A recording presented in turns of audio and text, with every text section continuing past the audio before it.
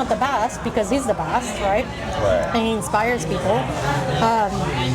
And it can be tough. It can be tough to give 100% every time and every day. Even when he gives a 50, it's 100. I know the amount, especially new variants I couldn't even pronounce. No gun polish, just sticking the party. Hope nobody gets out of their body. Got himself hurt, he was full of that money. We ain't even wanna have to kill nobody. Patient. So my name is Janice, and I am a licensed marriage and family therapist. Okay, cool. Yeah. How long have you known this guy, Joe? Gosh, I was a baby. No, I'm joking. We're 2013. for 10 plus years. Yeah, 10 plus years. Yeah, I've been training with him, and we became friends. Nice. Yeah. Would you say he's made an impact in any way on your life? 100%. Every day. Wherever he goes, I tend to go with him, not only for training, but also for his, I don't know, positiveness and just the person that he is. Yeah. Yeah. What do you got to say about that, Joe? I think I'm a piece of shit, to be honest with you. Shut up. I would agree. You're not gonna put that in there. What the hell? What? It's all light fun. I'm just kidding. I don't feel I'm a piece of shit. You're but not. She's known me since my first fiance, Rachel. Oh, really? Oh, that's right. Oh yeah, she's known me. Oh, yeah. She's known me through when I was the assistant fitness manager at. So I left Millennium, and that's why I left to become assistant fitness manager. And then I met Janice, and Janice used to work with another trainer, Phil. That was. We're not gonna talk about that. Yeah, we're not going to talk about that. But she's also a tennis player, very good tennis player.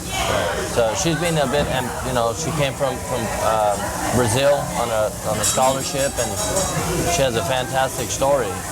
Just like we all have a story. Yeah, it just clicked. As soon as the first day that I met him, and I got to know his personality really, and his work ethics. In the way that not only he was good at what he did, he was accountable, he was professional, he was good, and he knew how to talk to people, really. Everybody that left training sessions after, a really tough session, really, people were smiling. I'm like, what is wrong with this guy? Like, there's something. How can you smile after he just killed you? But it becomes fun. It really does become fun working with him. It's just personality. He not only knows how to engage the client, he knows what he's doing, and it's fun. He makes it fun. Yeah. It's gotta be fun. It's.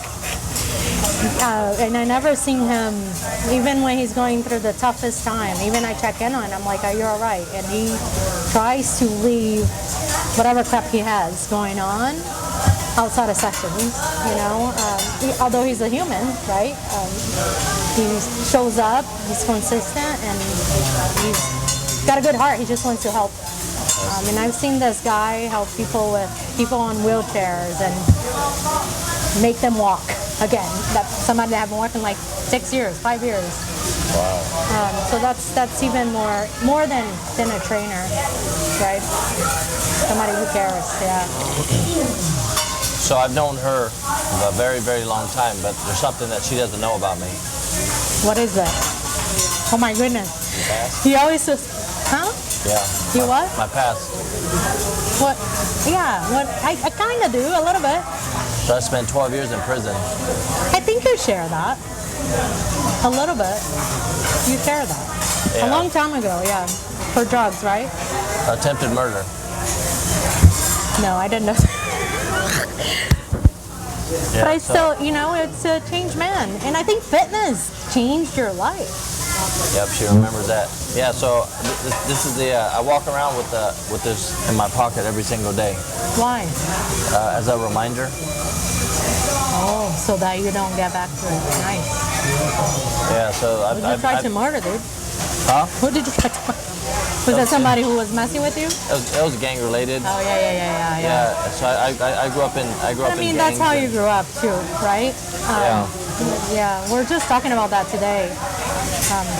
Some people have to pull out of whatever situation they're in, and he's a perfect example. Yeah, sometimes people don't have a chance, and you just got to make the best out of it. You didn't have support. I don't think you had much adult support. Or I didn't know. So Yeah. she hasn't watched the first video, so I barely sent her the link. So yeah, I'll watch it. You guys want to order something? yeah, can I do a Sapporo and oyster shooter?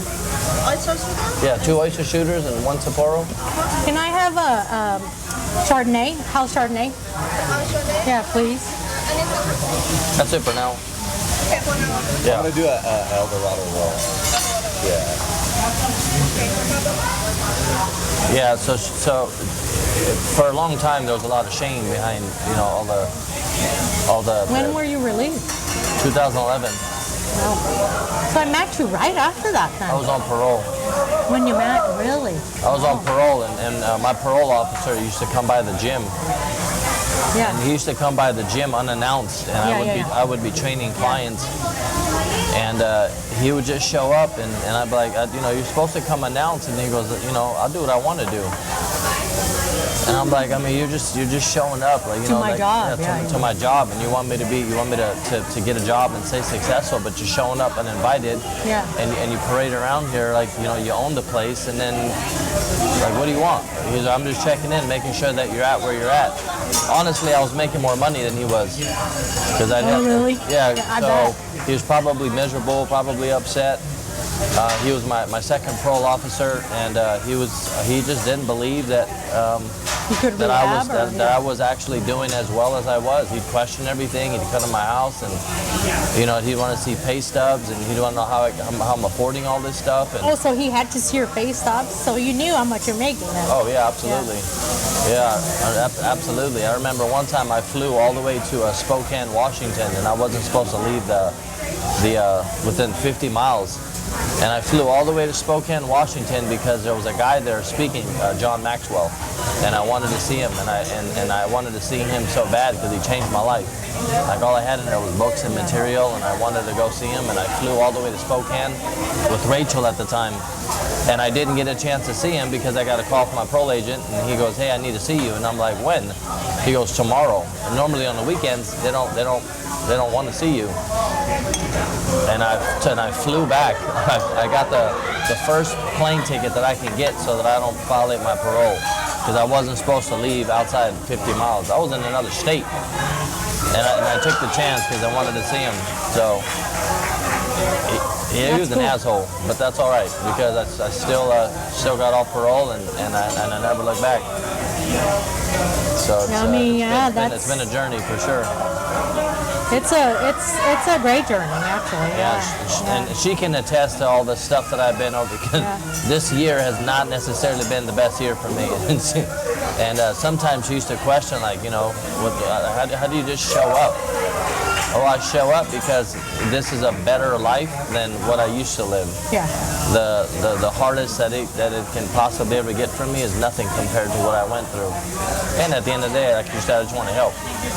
And sometimes we claim that we want to help, but we don't show up for one another. We claim we do, but really don't. You know, and I just want to show up. No, your heart is in the right place, and you're a living. I don't know how to put it. I'm so proud of you. That's tough, dude. Like, after what you went through, and still want to help, and still. Drink Sapporo. Yeah. Cheers. Cheers. Great support work. Hashtag Sapporo. Well, you helped me a lot. I appreciate you. And the cool thing is that he never gives up. You know, So I've been working with him for 10 plus years, like I mentioned. You know, and life gets busy, whatever, but wherever he is, I tend to find him and come back to train with him. Not one time he gave up on me. Even when I was giving up on me, you know? And that's pretty impressive, actually. But he does that with everybody. It's not, I'll watch him. Yeah. And he's right. Sometimes I'm like, how is this dude? Like, he's going through all of this. How is he still effective and showing up and, changing lives? It's pretty cool. Not everybody can do that, Joe. Yeah. I'm committed to a lot more than just myself. Like for many years, as a kid, I was committed to gangs, and I was very committed to it.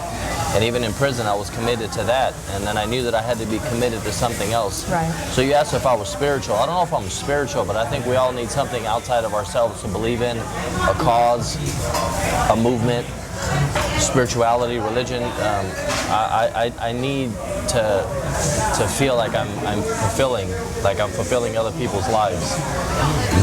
I'm impacting their lives to some extent, because for many years I didn't do that. There's something spiritual in that. I think so too. I think so too. And I get a lot of joy and a lot of fulfillment, even though if I'm going through my own shit, because we all got to go through our own shit. But you can still go through your own shit and show up for people. Maybe not at the capacity that you want to. I may not be there. When I was going through my divorce with Andrea, and then the DUI, and then the situation with Vamp. Like, I was in a very, very low point in my life where my clients were concerned about me. Like, never have my clients come and actually been concerned about me. It was always the other way around. I just received so much support. Yeah. But I still showed up for them. That's not an excuse. Just because you're going through some I remember things one day that you showed up and you literally, I'm like, Joe, did you sleep? And you're like, no. I'm like, dude, go home. He's like, no. And I'm like, you can't train like this. He goes, no. I mean, it takes like willpower. Just the fact that he trains when he trains too, how committed and how he inspires and how he sometimes had barely eat. And to train and to show, like, it's hard. 8 hours a day, client after client after client. And his clients are professionals, are people that expect, I mean, we want the best because he's the best, right? Right. And he inspires people. And it can be tough. It can be tough to give 100% every time and every day. Even when he gives a 50, it's 100, which not all, I can't do that. I was just telling him today, like, I didn't sleep much last night, and so I wasn't giving me 100%. He's like, well, let's make it 100, right? Just to have that mentality, that positivity, it just pushes you to the next level. So he's very inspiring. Yeah. Yeah, so through pain comes progress, and if I can accomplish anything by doing this, let my pain be somebody else's progress through inspiration and through encouragement. Even in a time where I was going through a lot of pain, I feel like this is going to progress people forward tremendously. Yeah, you're awesome. All around. As a trainer, but also as a person and as a friend, like anytime I text him or I call him, not one time he told me no, or he said we couldn't make it work, and he's consistent. I think that's another key to it, consistency, how consistent you are, even in your preps, even in your trainings, and with your clients, with your life, really, right? That's one thing I know is consistency. You got to be consistent at it, and through consistency will come progress. Just like through consistency will come failure. If you're constantly giving up, if you're constantly not pushing forward, if you're constantly not acting, and if you're constantly moving in the same direction, that's not progressing you forward. Guess what? Consistency is going to move you in that direction. What you focus on will expand ultimately, which is why I try not to give life to bad things and negativity and outside things outside of my control. I don't have control over things like that. I got control over myself, my thoughts, sometimes my emotions, but consistency is important. And then you got to lead by example. I can't say one thing and then Janice shows up and like, Joe's never here, he's always late, he's no showing me. you know, after a while, that's going to get old. So consistency is very important. I don't always, you know, show up my best. I mean, I got home last night at 12:30. I woke up at 5 and I had to get out the house. So and you showed up. And I showed up and I trained. Yeah. So don't sacrifice the things we do today for tomorrow. Tomorrow's gonna have enough problems. Let's not bring more problems into it. So we gotta show up, even if it's 70%. Just show up better than not showing up at all. Yeah, I'll never forget one day actually that I think I was at my lowest. Unfortunately, yeah, like you said, I played tennis throughout my life, and so after you stop playing at a certain level, you could eat whatever you wanted, right? But after you stop, your body kind of goes through shock by shock, I think. Anyhow, so I decided to restart with him because I think I hit rock bottom. And one day he told me, he's like, you know, if you're showing up, I think that's 100% of the work. And I remember, like, you know, I'm like, that's not true. Like, there's so much work that needs to be done because I was so overweight. But then the way that, you know, when I would show up not motivated and like Pikachu. Yeah, just that. I just look at this dude. I could have the worst day, and he says the worst word things that we start laughing. And I kept going. And the next thing I know, I'm like really in good shape, right? Which contributed to. The thing is too, and I told him this. I said, Joe, anybody can be a trainer, but to be a good trainer, you really have to connect with the person, spiritually even, right? Like you mentioned, the fact that he knew where he can observe and he can know where you are at that moment and how your day was. He looks at me, he knows my day, he knows how my body is working, how my mind is working, and he works with it, right? Instead of pushing me to where I can't go or to a limit where I can't go, he will compromise. But guess what? It keeps me wanting to come back and to motivate and to keep striving. Really, yeah.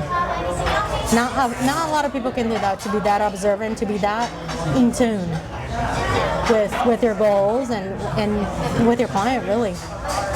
This is coming from her, from what she does for a professional. I mean, she works with patients, and she has to connect, and she has to talk and communicate, and we have some in-depth conversations about a lot of different things. I know, I'm working out my ass off, but then we're talking, and it's like, wait, it's 50 minutes already, Joe. Yeah, it comes and goes like that, so kill them with kindness. Yeah, kill them with I kindness. love it. So it's been a pleasure working with you. I love you, dude. And he just, wherever he goes, there is no way that I want to train with another trainer. He's just the best, simply the best. Love you, buddy. Life. Didn't know the amount. Expensive new Ferris I couldn't even pronounce. No gun polish, just sticking the party. Hope nobody gets out of their body. Got himself hurt, he was full of that money. We ain't even wanna have to kill nobody. Riding down ocean like Fast and the Furious. Coming red-handed, couldn't crank up the juice.